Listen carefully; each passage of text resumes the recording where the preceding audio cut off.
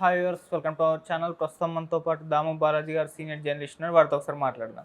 Sir నమస్కారం. నమస్తే sir, గుజరాత్లో ఒక విచిత్రమైన సంఘటన జరిగింది సార్. ఒక అబ్బాయి అమ్మాయి ఇద్దరు కూడా లాడ్జ్కి వెళ్ళి వాళ్ళు సెక్స్ చేస్తూ ఉండగా అమ్మాయి వెజిన నుంచి బ్లడ్ కారి చనిపోవడం జరిగింది సార్. ఇప్పుడు అందరినీ కూడా షాక్కి గురి చేసింది. ఆ తర్వాత ఆ అబ్బాయిని అరెస్ట్ చేస్తారు. అసలు ఎందుకు బ్లడ్ కారింది, ఆ బ్లడ్ కారడం వల్ల ఏ విధంగా చనిపోయింది, ఇతను ఏం మిస్టేక్ చేశాడని చెప్పేసి ఒక ఇన్వెస్టిగేషన్ అయితే నడుస్తుంది సార్. అసలు ఏం జరిగింది సార్ ఈ ఇష్యూలో? ఇది నిజంగా very interesting and unfortunate story. మామూలుగా ఇలాంటివి జరగవు, జరిగినా మనకి బయట ప్రపంచం తెలియదు. అయితే ఇది వెరీ ఇంట్రెస్టింగ్గా ఉండే స్టోరీ, దీన్ని చెప్పాలని నాకు అనిపించింది. సో ఏంటంటే అసలు ముందు ఏం జరిగిందో చెప్పుకుందాం. ఇది గుజరాత్లో జరిగింది. నన్సారీ జిల్లా, దీని పేరు నన్సారీ జిల్లాలో ఈ సంఘటన చోటు చేసుకునింది. ఒక 26 ఏళ్ల అబ్బాయి, 23 ఏళ్ల అమ్మాయి, వీళ్ళిద్దరూ సోషల్ మీడియాలో 3 ఏళ్లకు ముందు పరిచయం అయ్యారు. ఆ అమ్మాయి నర్సింగ్ చేస్తుంది, అబ్బాయి చిన్న జాబ్ చేస్తాడు. అబ్బాయికి కూడా కొంతవరకు ఇంగ్లీష్ నాలెడ్జ్ అవన్నీ ఉన్నాయి. సో వీళ్ళిద్దరి మధ్య గత కొన్ని నెలల నుంచి, అంటే 2 years నుంచి వాళ్ళు క్లోజ్గా మాట్లాడుకుంటున్నారు. బట్ కొన్ని నెలల నుంచి మాత్రమే వాళ్ళిద్దరూ మధ్య అఫైర్ స్టార్ట్ అయింది. అంటే రొమాంటిక్ అఫైర్ అనేది స్టార్ట్ అయింది. దాంతో ఇవాళ మనకు తెలుసు, ఓయో రూముల్లో పాటలు కూడా పెడుతున్నారు. ఓయో రూముకి రమ్మంటున్నాడు అబ్బాయిని. అలాగే ఓయో రూములు ఏంటంటే చాలా ఓయో రూముల్లో కింద వాడు ఇచ్చుంటాడు యాప్లో, నాన్ మ్యారీడ్ కపుల్ అలో అని, లోకల్ ఆధార్ అలో అని ఇలాంటి ఇచ్చుంటాడు. అంటే ఒక అమ్మాయి అబ్బాయి అక్కడికి వెళ్ళి వాళ్ళ ఇంటర్ కోర్స్ చేసుకోవడము, రొమాన్స్ ఏదో మొత్తానికి చేసుకొని రావచ్చు. ఇది సుప్రీంకోర్టు కూడా కాన్సెంటింగ్ అడల్ట్స్ మధ్య సెక్స్ అనేది తప్పు కాదు. వాళ్ళిద్దరికి పెళ్ళి అయినా కూడా ఇద్దరు కాన్సెంటింగ్ అడల్ట్స్ అంటే ఇద్దరు ఒప్పుకుంటే, ఒక అమ్మాయి అబ్బాయి వాళ్ళకిద్దరికి పెళ్ళిళ్ళు కూడా అయ్యుండొచ్చు, కానీ వీళ్ళకిద్దరికి పెళ్ళి అయ్యి ఉండదు. ఒక అమ్మాయి అబ్బాయి కానీ ఇద్దరికి ఒప్పుదల ఉంటే వాళ్ళిద్దరు కలిసి సెక్స్ చేస్తే తప్పు లేదని సుప్రీంకోర్టు కూడా తీర్పు చెప్పింది. ఇది చాలా దేశాల్లో కూడా ఇదే వాస్తవం, అది కరెక్ట్ కూడా. ఎందుకంటే ఇప్పుడు అందరిని పెళ్ళిళ్ళు చేసుకోలేరు. పెళ్లి చేసుకోకుండా ఉన్న అబ్బాయి కావచ్చు, అమ్మాయి కావచ్చు, వాళ్ళకి లైంగికంగా ఆనందించాలని ఉన్నప్పుడు ఇటుపక్క ఏమో కాల్ గర్ల్స్ బ్రోతల్స్కి వెళ్తేమో అది క్రైమ్, పెళ్లి చేసుకోలేరు. మరి ఏం చేయాలి వాళ్ళు? సో వాళ్ళు ఏజ్ ఉన్నప్పుడు, 18 years దాటి ఉన్నప్పుడు, ఇద్దరి మధ్య ఒప్పందం ఉన్నప్పుడు వాళ్ళిద్దరూ లైంగికంగా కలిస్తే తప్పేంటి? సో ఇది దేశంలో కూడా ఏంటంటే ఇటువంటి కపుల్స్ బాగా పెరుగుతున్నారు. దానికి తగినట్టే ఆ మధ్య లవ్ హోటల్స్ అనే కాన్సెప్ట్ కూడా వచ్చింది. దాంతో లీగల్ ప్రాబ్లమ్స్ ఏదో అయినాయి. లవ్ హోటల్ అంటే 1-2 గంటలకు కూడా హోటల్ ఇస్తాడు మనకి ఈ కపుల్స్కి. ఆ కపుల్ వెళ్ళి 1-2 గంటలు ఉండి దానికి సంబంధించి డబ్బులు చెల్లించేసి రావచ్చు. ఎక్కువ రోజుకంతా పే చేయాల్సిన అవసరం లేదు. ఇవి చాలా యూరోప్ దేశాల్లో లవ్ హోటల్స్ అనేవి కామన్ అనమాట. అది ఇండియాలో కూడా స్టార్ట్ చేశారు ఎవరో, ఒక స్టార్టప్ లాగా. అట్లాగా ఈ ఓయోలు కూడా చాలా చోట్ల ఓయోలు కూడా ఇస్తున్నారు. కాకపోతే మధ్యలో పోలీసులు ఇబ్బంది పెడుతుంటారు. సో ఇప్పుడు ఏమైందంటే ఈ 26 ఏళ్ల అబ్బాయి, 23 ఏళ్ల అమ్మాయిని మొన్న సెప్టెంబర్ 23వ తేదీన అక్కడ ఒక ఓయో హోటల్కి తీసుకెళ్ళి వాళ్ళిద్దరు కలిసి ఈ యాక్ట్లో ఇంటర్ కోర్సులకి వెళ్ళారు, లైంగిక చర్యలకి వెళ్ళారు. చేస్తున్నప్పుడు సడన్గా అమ్మాయి వెజైనాలోంచి, యోనిలో నుంచి బ్లడ్ అనేది రావడం మొదలుపెట్టింది.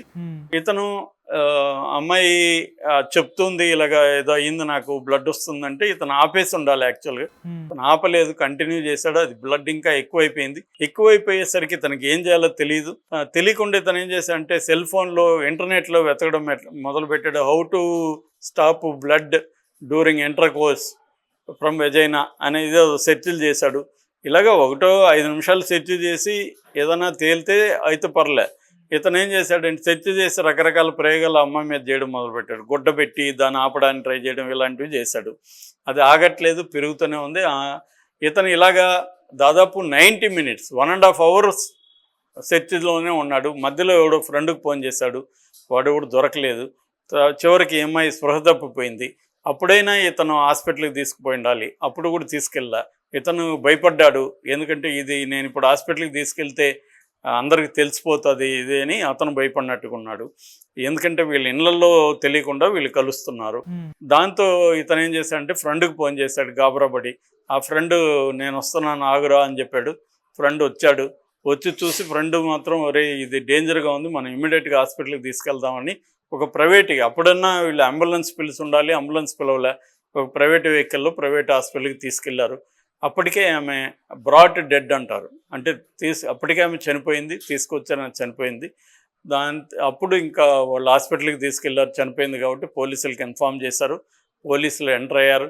పోలీసులు ఎంటర్ అయ్యి వీళ్ళని ప్రశ్నిస్తే వీడు ఇవన్నీ చెప్పాడు. చెప్పిన తర్వాత అమ్మాయిని వెళ్తున్నప్పుడే ఈ అబ్బాయి భయపడి వాళ్ళ అమ్మ నాన్నకు కూడా ఫోన్ చేసి చెప్పేశాడు, ఇట్లా బ్లడ్ అయింది, అమ్మాయి స్పృహ తప్పిపోయింది, హాస్పిటల్కి తీసుకెళ్తున్నాం అని. వాళ్ళు పాపం కంగారు పడి వచ్చేసరికి అమ్మాయి చనిపోయింది. వాళ్ళు ఇంకా కన్నూరుగా ఏడుస్తున్నారు. సో పోలీసులు దీన్ని పోస్ట్మార్టం పంపించారు. తర్వాత ఫోరెన్సిక్ టీంతో కూడా దీని మీద విచారణ చేశారు. సో పోస్ట్మార్టంలో ఏమైందంటే వెజైనల్ టీరింగ్ జరిగింది. అంటే అబ్బాయి సెక్స్ చేస్తున్నప్పుడు ఆ వెజైనా గాయపడింది, ఆ టీరింగ్ జరిగింది. ఆ టీరింగ్ నుంచి బ్లడ్ అనేది విపరీతంగా పోయింది. బ్లడ్ ఎప్పుడైతే విపరీతంగా పోయిందో కంప్లీట్గా హెమరేజిక్ షాక్ అంటారు, హెమరేజిక్ షాక్ జరిగింది. హెమరేజిక్ షాక్ వల్ల ఈమె చనిపోయింది. కాజ్ ఆఫ్ డెత్ వచ్చి హెమరేజిక్ షాక్. సో ఈ అబ్బాయి కానీ ముందే తీసుకెళ్ళి ఉంటే ఈ అమ్మాయికి ఐవి ఫ్లూయిడ్స్ ఎక్కించుండేవాళ్ళు, బ్లడ్ ఎక్కించుండేవాళ్ళు, తగిన ఈ బ్లడ్ కారడం ఆగడానికి ట్యాబ్లెట్స్ ఇచ్చుండేవాళ్ళు, ఇంజెక్షన్స్ కానీ ట్యాబ్లెట్స్ కానీ. దీనివల్ల ఈ అమ్మాయి బతికుండేది ఇమీడియట్గా కానీ తను తీసుకొని ఉంటే. ఇతను 90 మినిట్స్ లేట్ చేయడం వల్ల ఈ అమ్మాయికి విపరీతంగా బ్లడ్ వెళ్ళిపోయింది. సో పైగా బ్లడ్ వచ్చినప్పుడే ఇతను ఆపేసి ఇంటర్ కోర్స్ ఆపేసి ఇమీడియట్గా హాస్పిటల్కి తీసుకెళ్ళి ఉంటే జరిగి ఉండేది. మేబీ అతనికి అజ్ఞానం వల్ల కావచ్చు, భయం వల్ల కావచ్చు, తెలియకపోవడం వల్ల నెగ్లెక్ట్ చేశాడు. అది క్రైమ్గా మారిపోయింది. సో ఇప్పుడు ఇతని మీద బిఎంఎస్ భారతీయ న్యాయ సంహిత యాక్ట్ కింద section 105 culpable homicide which is not amount to murder. అంటే కల్పబుల్ హోమిసైడ్ అంటే అర్థమైందంటే ఒక వ్యక్తి తన ఇంటెన్షన్ లేకుండా చనిపోతారని తెలిసి కూడా ఆ చావుకి కారణమైతే అతనికి కల్పబుల్ హోమిసైడ్ కింద కేసు పెడతారు. ఈ వ్యక్తి కరెక్ట్గా సూట్ అవుతుంది, ఈ వ్యక్తికి తెలుసు ఈ అమ్మాయికి డేంజర్ అని, అయినా కూడా అతను నెగ్లెక్ట్ చేశాడు. సో కాబట్టి అమ్మాయి చనిపోతుందని తెలిసి కూడా నెగ్లెక్ట్ చేశాడు కాబట్టి ఇతని మీద 105 పెట్టారు. దీని కింద 10 ఏళ్ళు జైలు శిక్ష, లైఫ్ కూడా పడే అవకాశం ఉంది. అట్లాగే ఇంకొక సెక్షన్ కూడా పెట్టారు. ఆ 238 బిఎన్ఎస్ భారతీయ న్యాయ సంహిత 238 కింద ఎవిడెన్స్ని తను క్లీన్ చేసేసాడు. అక్కడ బ్లడ్ అంతా ఉంది కదా హోటల్లో, దానంతా క్లీన్ చేశాడు. అంటే పోలీసులకి దొరకకూడదనే ఇంటెన్షన్తో ఈయన సాక్ష్యాలని తారుమారు చేశాడు కాబట్టి ఆ సెక్షన్ కూడా పెట్టారు. ఇతన్ని అరెస్ట్ అయితే చేశారు. కానీ ఈ స్టోరీ నుంచి, ఈ సంఘటన నుంచి అసలు ఎందుకు ఈ సంఘటన ఇలా జరిగింది, దీని నుంచి ఏం నేర్చుకోవాలి అనుకున్నప్పుడు దీని వెనక వ్యవస్థలు కూడా ఉన్నాయి. మామూలుగా ఇప్పుడు ఒక అమ్మాయి అబ్బాయి ధైర్యంగా ఒక హోటల్లోకి వెళ్ళి ఇలా సెక్స్ చేసుకునే పరిస్థితి ఇవాళ లేదు. ఎందుకు లేదు? లోకల్ పోలీసులు ఆ మధ్య నేను మా వైపు వెళ్తేనే మీరు భార్య భర్త నిరూపించండి లేకపోతే మేము హోటల్ ఏమని చెప్పారు. మాది ఒక సినిమా షూటింగ్ దగ్గర మేము కొట్లాడాల్సి వచ్చింది. ఎందుకంటే మేము పెళ్ళి చేసుకున్నట్టు ఫోటోలు పెట్టుకొని ఇవన్నీ తిరగతా ఉన్నాం కదా. సో భార్య భర్తలుగా ఉంటాము. వాళ్ళు ఇప్పుడు నిరూపించమంటే ఎలా నిరూపించాలి? అక్కడికక్కడ అసలు ఏ రూల్ ఉంది మేము అని హోటల్లో అడిగితే, సార్ మీరు చెప్పిందంత కరెక్టే, కానీ ఇక్కడ పోలీసులు మమ్మల్ని హరాస్ చేస్తారు సార్ అని చెప్తున్నారు. ఈ పోలీస్ హరాస్మెంట్ వల్ల ఏమవుతుందంటే వీళ్ళు ఫ్రీగా అక్కడ పోయి కలిసే పరిస్థితి లేదు.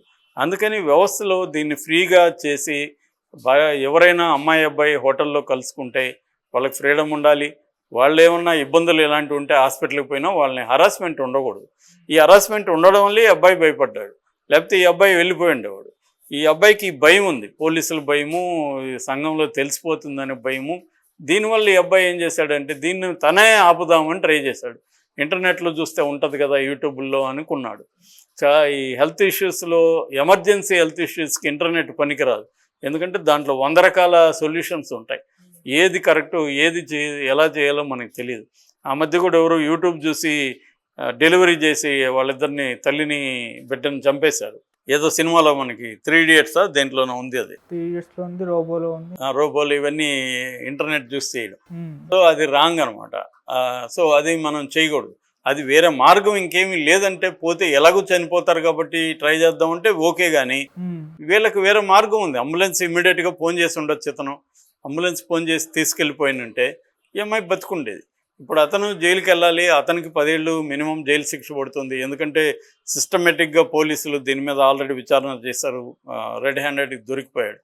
కాబట్టి ఇలాంటివి జరిగినప్పుడు మనకి లైఫ్లో ప్రాణం కంటే ఏది ముఖ్యం కాదు, ప్రాణం కంటే పరువు ముఖ్యం కాదు. సో ఏదైతే అది అయిందో ముందు ఈ అమ్మాయిని బతికించాలి అనేది ఉండాలి. ఒకవేళ ఈ అబ్బాయికి హార్ట్ అటాక్ ఇంకోటో జరిగితే అమ్మాయి కూడా అదే ఆలోచించాలి. నాకు ఇది బయటకు వస్తే నేను అందరికీ తెలిసిపోతానేమో అనే భయం ఉండకూడదు. సో సమాజం కూడా ఇలాంటి వాళ్ళు మెచ్యూరిటీ ఉన్న ఒక అమ్మాయి అబ్బాయి కలిస్తే తప్పేం లేదు. పెళ్ళి అనేది ఒక ఫామ్ తప్ప ఇంకేం కాదు. పెళ్ళి అనే ఫామ్ చేసుకుంటే మనం మన ఇంట్లో తల్లిదండ్రులు ముందు కలిసినా కూడా ఏమనుకోము. కానీ పెళ్ళి అనే ఫామ్ లేకపోతే వాళ్ళని ఒక రకంగా చూడడం,